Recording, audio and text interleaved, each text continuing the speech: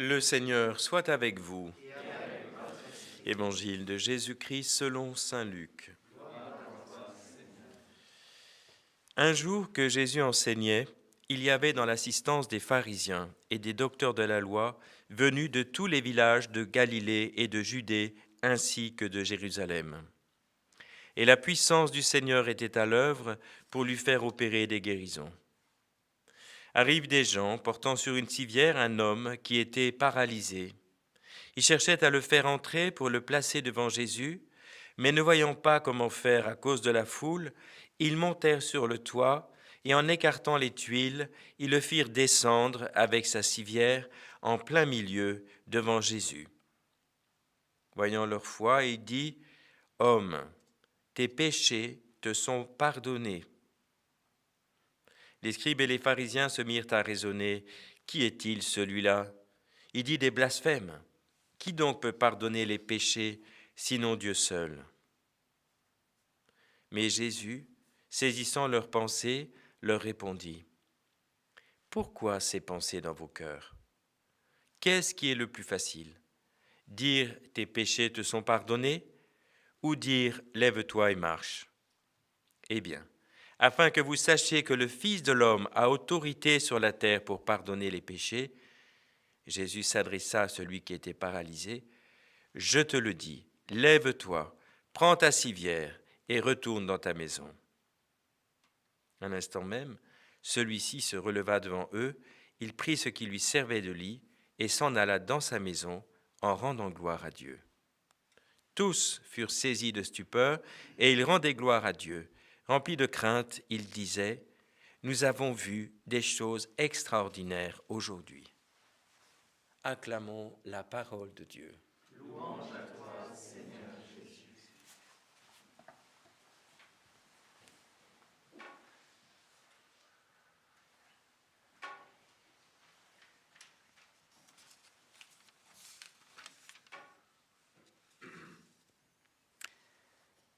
Chers frères et sœurs, le chemin de l'Avent est un chemin de conversion et d'émerveillement.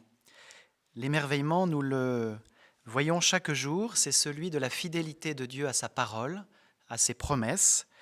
Chaque jour de l'Avent, nous voyons comment en effet le Seigneur accomplit en Jésus ce qu'il avait promis par ses prophètes dans l'Ancien Testament.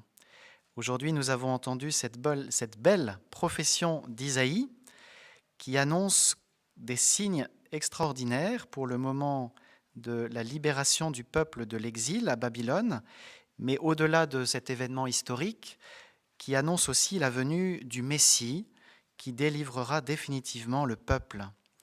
Alors se dessilleront les yeux des aveugles et s'ouvriront les oreilles des sourds, alors le boiteux bondira comme un cerf et la bouche du muet criera de joie. Le boiteux bondira comme un cerf. Et qu'avons-nous entendu dans l'Évangile selon saint Luc ? Eh bien, la guérison par Jésus d'un paralytique qui ne pouvait pas venir par lui-même jusqu'à Jésus, qui est apporté par 4 personnes, par 4 amis, qui avec confiance et même audace vont jusqu'à défaire le toit de la maison où Jésus est en train d'enseigner pour descendre ce paralytique devant lui. Voilà que le boiteux, le paralysé, se met à marcher. Alors, nous avons entendu dans l'Évangile que Jésus ne commence pas par cette guérison physique qui accomplit la promesse d'Isaïe, mais il commence par pardonner les péchés de cet homme. Voyant leur foi, Jésus dit : « Homme, tes péchés te sont pardonnés. » Alors il voit bien, il perçoit bien que dans le cœur des scribes et des pharisiens, il y a du murmure, de la récrimination. Voilà, comme déjà dans le temps de l'Exode, le peuple de Dieu parfois murmurait contre Dieu, comme quand il ne comprenait pas sa façon d'agir. Et sans doute que nous aussi, par moments, nous sommes tentés de récriminer, de murmurer, lorsque nous sommes contrariés contre les autres et contre le Seigneur lui-même parfois aussi. Eh bien, Jésus va au-delà de ce murmure, de cette incompréhension, et il va poser cette question : qu'est-ce qui est le plus facile ? Dire « tes péchés te sont pardonnés » ou dire « lève-toi et marche ». Eh bien, afin que vous sachiez que le Fils de l'homme a autorité sur la terre pour pardonner les péchés, je te le dis, lève-toi, prends ta civière et retourne dans ta maison. Jésus a donc non seulement le pouvoir de guérir les corps, mais il a surtout et d'abord la mission de libérer les cœurs. Et cette page d'évangile est magnifique pour bien comprendre que la paralysie la plus profonde, c'est celle du cœur, et ce qui paralyse notre cœur, notre capacité à aimer, c'est le péché. Et quand Jésus pardonne, eh bien non seulement cela libère le cœur, mais cela va aller jusqu'à libérer le corps de ce paralysé, et sa guérison physique sera le signe de la guérison plus profonde, de la conversion de son cœur. Alors, chers frères et sœurs, ce temps de l'Avent est donc pour nous temps d'émerveillement et temps de conversion.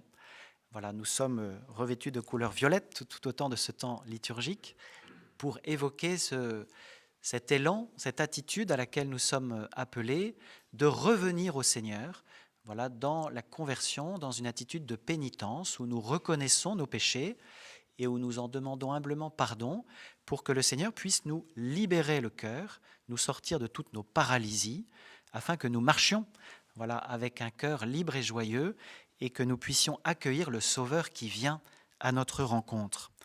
Parce que nous l'avons entendu au premier dimanche de l'Avent, nous sommes appelés à veiller pour ne pas nous endormir, nous sommes appelés à préparer les chemins du Seigneur, c'était l'évangile d'hier, deuxième dimanche. Et comment préparer les chemins du Seigneur? Comment veiller si nous ne renonçons pas au péché, c'est-à-dire à ces actes volontaires qui nous éloignent des autres, qui nous éloignent de Dieu et qui finalement nous éloignent de nous-mêmes, de la vérité de nous-mêmes. Vous voyez, à la fin de l'évangile, il y a un petit détail intéressant que l'évangéliste souligne. Le paralysé guéri, qui bondit comme un cerf, dirait Isaïe, ce boiteux qui de nouveau peut marcher, il prend ce qui lui servait de lit et il s'en alla dans sa maison en rendant gloire à Dieu. Alors on peut voir bien sûr la scène très concrètement, il retourne chez lui, mais rentrer dans sa maison, c'est peut-être aussi rentrer vraiment dans son identité profonde. Il rentre en lui-même, il est lui-même, il devient lui-même grâce à ce pardon. Vous voyez, renoncer au péché, ce n'est pas se mutiler, c'est au contraire se trouver soi-même en vérité, tel que Dieu nous veut, comme lui, saint et sainte comme lui. Alors frères et sœurs, profitons de ce temps de l'Avent, de ce temps de conversion, pour demander et recevoir le sacrement du pardon. C'est vraiment un temps privilégié pour cela, d'ici Noël. Nos paroisses s'organisent, les églises sont ouvertes, vous le savez, elles n'ont jamais été fermées, même si nous n'avons pas pu nous réunir nombreux pendant tout un moment. C'est tout à fait possible aujourd'hui de recevoir le sacrement du pardon, et c'est important, parce que notre cœur est sans doute, pas entièrement, mais partiellement, dans tel ou tel domaine, dans telle ou telle relation, notre cœur est sans doute paralysé, bloqué sur tel ou tel point. Alors ouvrons-nous humblement à la miséricorde de Dieu, rencontrons-le à travers le service d'un prêtre qui est ordonné pour cela, pour consacrer le pain au corps de Jésus et pour pardonner les péchés. Alors frères et sœurs, n'ayons vraiment pas peur d'aller vers un prêtre humblement, de reconnaître nos péchés simplement et d'accueillir ce pardon libérateur, et nous repartirons en bondissant comme le boiteux qui se relève, comme celui de la prophétie d'Isaïe, comme le paralytique guéri aujourd'hui par Jésus. Jésus veut non seulement guérir nos corps, il le fait parfois, mais quand il guérit un corps, c'est toujours un signe qu'il guérit et qu'il veut guérir un cœur. C'est cela la réalité la plus importante. Demandons-le donc de nous libérer de toutes nos paralysies de cœur. Amen.